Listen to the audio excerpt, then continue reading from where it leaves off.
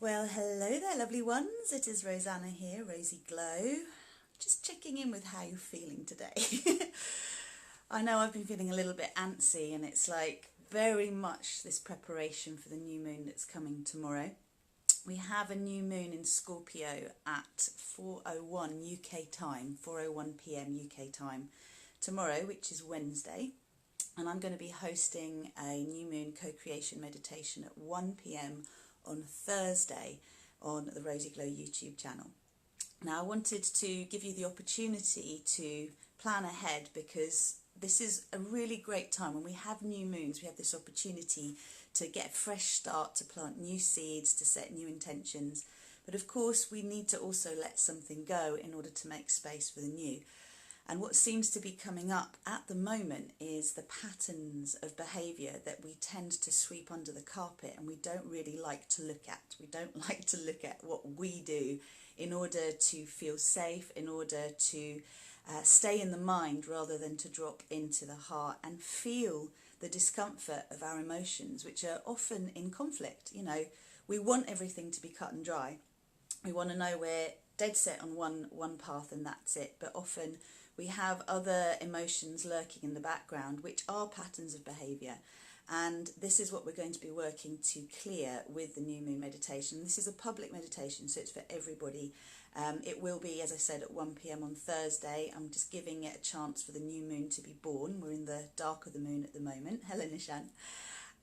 And it will be replayed on the RozyGlow Facebook page, and I think we'll share it on Rosanna Kalliabetsos as well once we have got it going. But I wanted to give you a few questions and a few contemplations to think about. I've written loads of notes, so forgive me for this, but the main questions to ask yourself are: what events, emotions and habits have been buried? Like, what do you bury? Because the Scorpio energy is very investigative, and it's about us all moving into transparency. This is about us moving into a place where we have nothing to hide, where we can be at peace with ourselves and go, yeah, I do this thing, and, it's just this funny thing that I have. And if I'm not conscious about it, then I project it on others.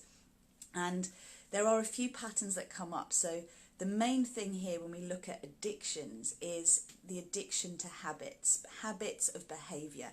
So you may well have addictions that you are looking at the moment to be able to break free from. And I know, hello, how you doing, Lara? Lovely to see you.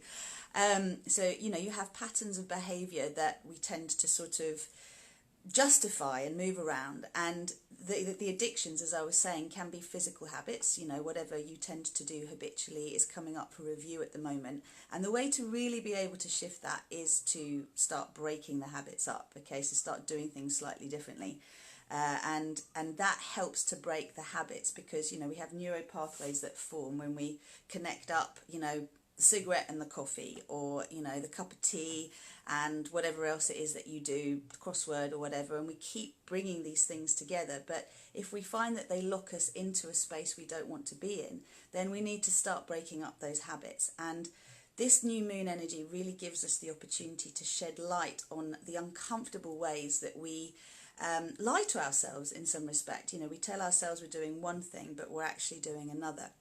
So I've got a few questions to ask you, and one of them is: are you addicted to rejection? Are you addicted to grief? And are you addicted to disappointment? Because all of these things are basically an addiction to loss of some type. And, even though loss is uncomfortable, if it's been the story that we have grown up with, it's the familiar. So a lot of what's coming up, because we're in Venus retrograde still, is about our relationship with others. And the Jupiter transit is actually going to be ending on the day of the new moon. So that's tomorrow. I think it's the next day, actually. I'll just read through my notes so you've got some idea here. So we're not looking to judge the self for our learned habits. We do what we can to survive. The mind wants us to stay where we're comfortable, and of course the soul wants to heal. So the stories that we tell ourselves and justifying the behaviour that we usually have in relationships, for example. Do you enter into new relationships while still holding on to other people? Or do you enter into a relationship and still kind of try and keep your options open, or make yourself available potentially to other things? Do you ever fully commit yourself to something? Or do you always have an exit plan? Are you always looking for a way out just in case things don't work out? And this really then leads us to start asking some questions about what we truly want. I'm going to give you a list of questions to write down and think about before we have the meditation on Thursday. So this is very much shadow work. And I'm going to stop saying at some point. The main thing is to be able to look at the things that we don't like to admit to. And this is not to create more judgment. This is just for us to be able to bring love to our own shadow, compassion to the habits that we have developed in order to feel safe in the world. So the questions I'm inviting you to contemplate are, what are your values currently? What is it that you desire currently? What do you want to co-create? Do you feel powerful presently? Do you need to claim back your power? Is there a place where you need to assert some boundaries for yourself? Like maybe there are boundaries within yourself that you're not going to repeat a pattern of the past anymore.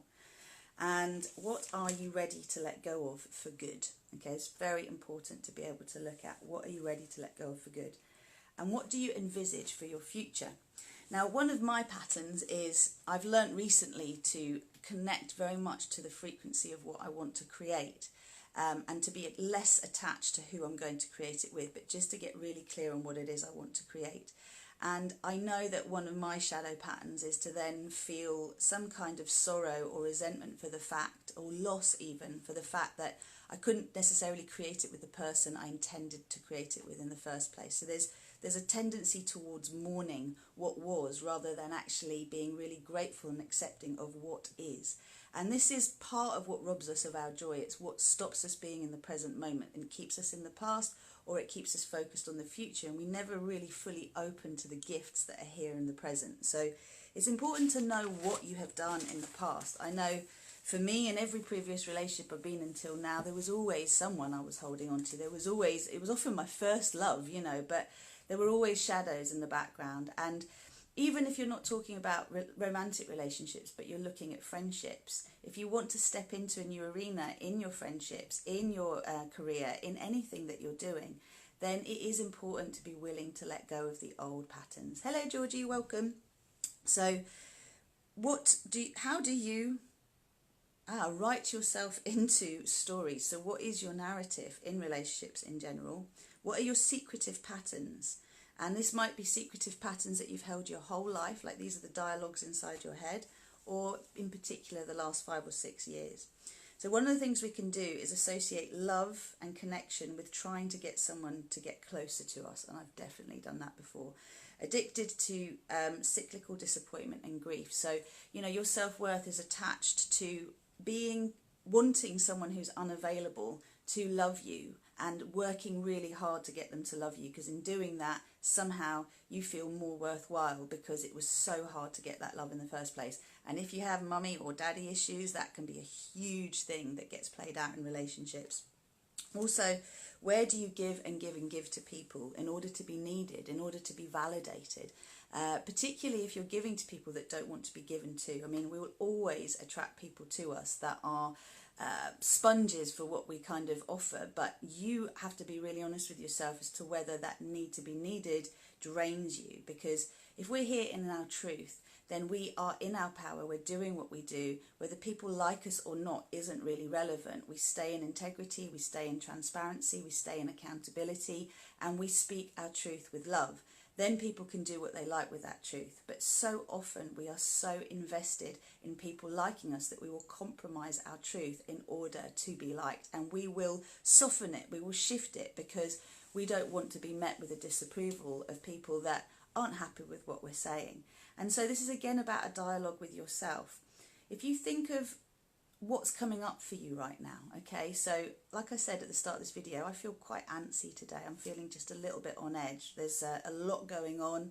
There's a lot of things to do, and it's very easy to get overwhelmed with that, whereas what's needed is just to ground and to centre and to align with divine timing, to trust that which is meant to be done now will be done, and that which isn't will be rearranged.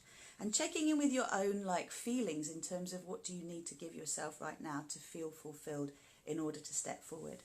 And we tend to have these moments of huge growth, and then we kind of plateau, and we need to integrate that growth before we're ready for the next leap. And if you're on a trajectory where you are seeking to be the greatest version of yourself, where you're seeking to, align with the divine and be the divine version of yourself, then there's going to be little things that come up all along the way that are testing you. And this doesn't mean that you're failing. This is just about you aligning more and more and more with truth. And I know for me, integrity and transparency are very important.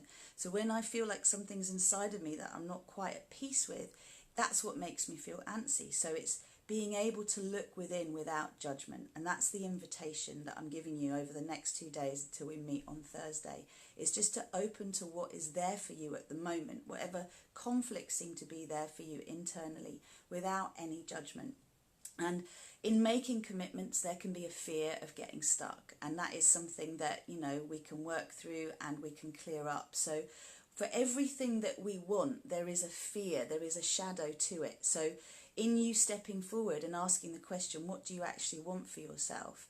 Then it's, what are you willing to let go of? What is going to come up in resistance? What are you fearful will come with it? Because fear is false expectations appearing real. And when you allow yourself to look in the back of that scary dark cupboard and you bring everything out, fearing that, there's something terrible there that makes you unworthy of love, we're all the same. All of us want to be loved and accepted for who we truly are.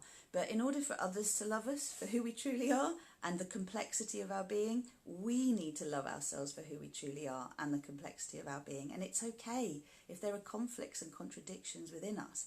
There are different aspects of our being that are stunted, that are wounded, that need to be loved in order to come into congruence. So if ambiguity is a big issue in your life, it's like, yeah, I want this, but I want this too, and I'm not sure what I want more, then this is, again, a willingness to come into love. So in the new moon meditation, what we're going to be doing is clearing up the stuff that you have brought to your awareness, that we've all brought to our awareness, seems to be niggling. And then we will be setting our intentions for what we really want to seed for the next month and this next cycle, really, until the next Scorpio new moon, which will be a year from now. So we always dig deep with Scorpio. The full moon, which is 6 months from now, and the new moon in Scorpio really is about the really, really deep shadow stuff. And it's just after Samhain. We've just had the autumn equinox. We're moving towards the winter solstice. So we're really going into the underworld at the moment. And the key thing is not to fear what you find, but just to keep bringing light to it. Because when you do, it transforms. Noticing fixes more than fixing. So I'll leave that there. There's enough questions to keep you going with that. Mainly just look at your patterns and habits. Look at the things that you would like to let go of. Look at the way that you show up, that you would like to show up differently. Look at what you'd like to call in that doesn't seem to be in your life right now. And allow yourself to become clear as to what your internal resistance is to having what you actually want. As I said, for me it often is the fact that I may have wanted it to have been different in the past. So I'm holding on to that rather than being here in the present. So I hope that helps you, and I will look forward to seeing you on Thursday at 1 p.m. on the RozyGlow YouTube channel. So please make sure you subscribe if you haven't done that already. And if you haven't gone onto the RozyGlow Facebook page, it's good to like that as well, because that's where we put the replays once we've actually made the meditation. Expect an hour, right? We'll be 1 till 2. I'll try and make it 35-40 minutes, but I do tend to go deeply into things. So if you allow the hour, and if you know you can't make it at lunchtime, the replay will be available for you to do in the evening. Do it as soon as you can. So Thursday evening would be great, because the closer you are to the new moon, the closer you see those intentions. And we have the new moon tomorrow, so it's the perfect time to start the Star Salutation Prosperity Challenge, which is on the RozyGlow website. And if you subscribe to the website, you will get an email with all of the videos and all of the links to help you shift any blocks you have in love, in money, in health, in anything that you actually want to bring into your life that you haven't got already. So you just have to head on over to the RozyGlow website for that. Look in your spam and promotions inboxes, because you'll get an email with all the links, and it will probably go there if you haven't got it in your main inbox. I'll leave it there. See you on RozyGlow YouTube channel at 1 p.m. on Thursday, and make sure you've got your favourite crystal, a notebook with the answers to the questions I've already asked you. And also, if you do drink ceremonial cacao, then it's a perfect time to make yourself a drink and join me. I'll do a little intro at the start, and then we'll go into the meditation about 10 minutes in. And what else? Oils, if you have any doTERRA essential oils, if you're working with oils, then they can be really helpful to work with as well. So just have a sniff of the ones you have and see which one's really calling you to work with at the moment, and then you can work with that during the meditation. I'll be bringing mine out and working with them. If you're not signed up to doTERRA, let me know. I can sign you up very easily, and I can also send you cacao if you would like cacao. Okay, namaste, lots of love. Share the love. Please share this with anyone that you feel would be benefiting from the meditation. Take care now. Bye bye.